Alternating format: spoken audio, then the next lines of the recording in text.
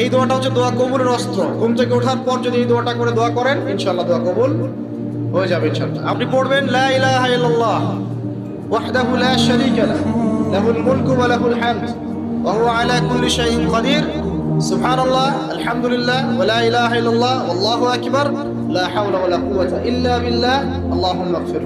এটা পড়ার পরে হাত তুলে দোয়া করেন, যা দোয়া করবেন তাই পাবেন ইনশাআল্লাহ।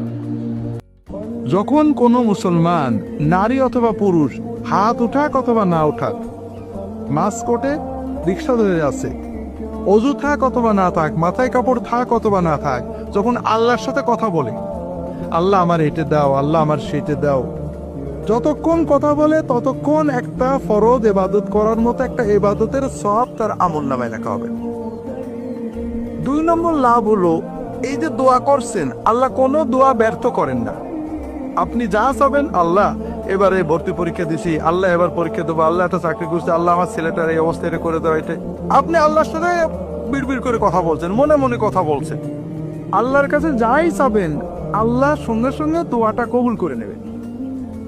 তবে আল্লাহ